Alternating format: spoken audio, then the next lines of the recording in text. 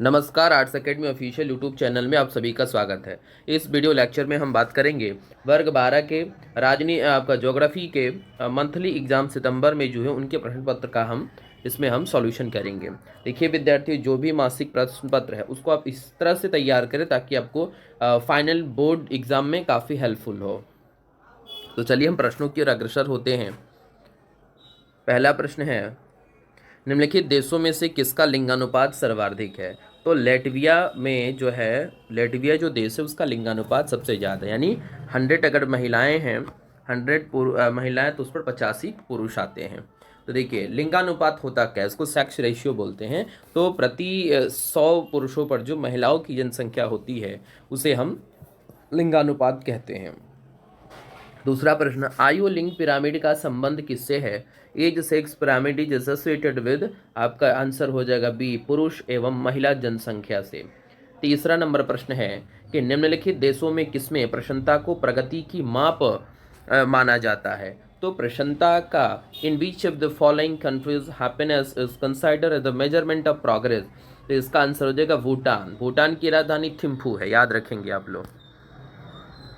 4 number प्रश्न है, doctor महबूब उल हक मूल निवासी थे। Doctor Mehboob ul Haq was the native of, किस देश के ये मूल निवासी थे? तो इसका आंसर हो जाएगा सी, पाकिस्तान के। इन्होंने ही और प्रोफेसर अमर्त्य सेन ने मिलकर के जो मानव विकास सूचकांक, ह्यूमन डेवलपमेंट इंडेक्स जो है उसको इन्होंने प्रिपेयर किया था, HDI को।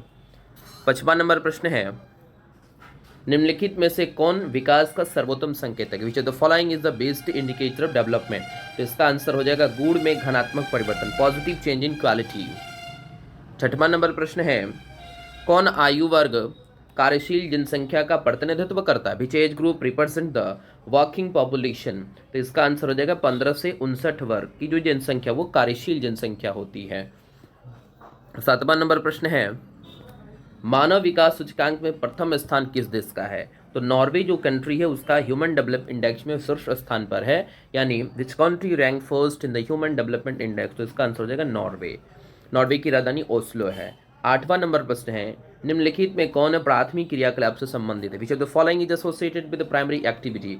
तो ये एग्रीकल्चर भी हो जाएगा, वानिकी भी होगा, आखेट, यानी तो कुल मिलाकर के आंसर डी हो जाएगा, इनमें से सभी, all of the above. 9 number प्रश्न है, निम्न में से कौन रोपण फसल नहीं है? तो रोपण फसल इसमें आपका गेहूं नहीं है। अगला प्रश्न है,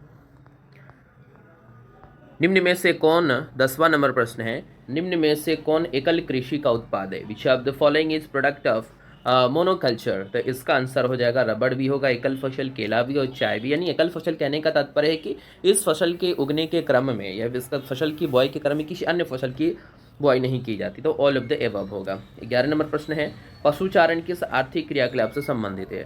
pastoralism is related to which economic activity? तो इसका आंसर हो जाएगा प्राथमिक क्रियाकलाप, प्राइमरी एक्टिविटी। 12 नंबर प्रश्न है, निम्नलिखित में से कौन एकल कृषि नहीं है? तो व्यापारिक अनाज जो कृषि है वो एकल कृषि नहीं है। 13 नंबर प्रश्न है, विस्तृत वाणिज्य अनाज उत्पादन कृषि नहीं की जाती है? तो इसका आंसर हो जाएगा अमेजन बेसिन में। 14, हॉर्टिकल्चर संबंधित है, हॉर्टिकल्चर इज रिलेटेड टू फसल एवं सब्जी से, यानी production of fruit and vegetable. Answer number D हो जाएगा। 15 प्रश्न, निम्नलिखित में से कौन कृषि आधारित उत्पाद नहीं है? तो नमक जो है वो कृषि आधारित उत्पाद नहीं है, इसका जो होता है निष्कर्षण समुद्रों से होता है। 16 नंबर प्रश्न है, यूरोपवासियों द्वारा अपने उपनिवेश में किस प्रकार की कृषि का विकास किया गया? तो यूरोपवासियों ने अपने उपनिवेश में रोपण कृषि का, प्लांटेशन फार्मिंग का आविष्कार उन्होंने शुरुआत की। 17 नंबर प्रश्न है, खट्टे फलों की कृषि संबंधित है मिश्रित कृषि से या भूमध्य सागर? तो इसका आंसर हो जाएगा भूमध्य सागरीय कृषि, मेडिटेरियन फार्मिंग इसको कहा जाता है। इसमें खट्टे फलों की प्रधानता होती है। 18 नंबर प्रश्न, निम्न में से कौन खनन नगर नहीं है? तो पटना जो है वो आपका खनन नगर नहीं है।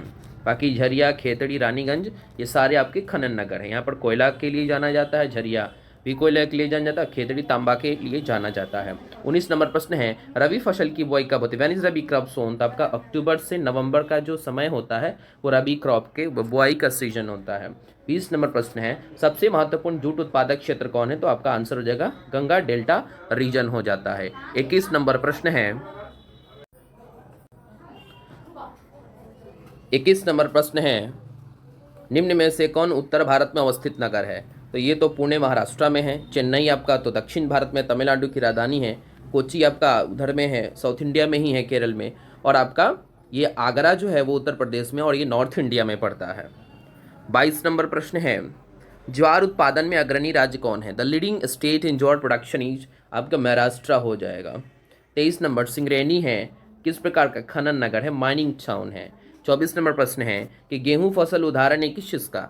तो ये आपका रबी फसल का उदाहरण है। 25 नंबर प्रश्न है, चावल उत्पादन में अग्रणी राज्य कौन है? तो पश्चिम बंगाल चावल के उत्पादन में अग्रणी है। 26 नंबर प्रश्न है, कपास उत्पादन में अग्रणी राज्य कौन है? तो इसका आंसर हो जाएगा गुजरात हो जाएगा। 27 नंबर प्रश्न है, भारत का सबसे कम साक्षर राज्य कौन है? तो बिहार है। बिहार की जो लिटरेसी रेट है वो बहुत ही कम है अन्य राज्यों की अपेक्षा। 28 नंबर प्रश्न है, मानव विकास सूचकांक में भारत में के निम्नलिखित राज्यों में किसकी कोटि उच्चतम है? तो आपका केरल का जो मानव विकास में जो स्थान है, रैंक है, वो बहुत ज़्यादा है, अन्य देशों से 1 नंबर पर है। 29 और 30 नंबर प्रश्न है, 2011 की जनगणना के अनुसार भारत की साक्षरता थी, according to census 2011 literacy in India was 74.04% हो जाएगा, आंसर नंबर सी। 30 नंबर प्रश्न है, विकास का केंद्र बिंदु है, the focal point of development is आपका संसाधनों तक पहुंच, access to resources, health, education. तो यानी कुल मिलाकर के कहेंगे ऑल ऑफ द एबव। धन्यवाद। अगर आपको यह वीडियो अच्छा लगे तो लाइक करें, कमेंट करें, शेयर करें तथा अपने उन वर्ग साथियों तक प्रेषित करें जिनके पास यह वीडियो नहीं जा रहा हो। धन्यवाद।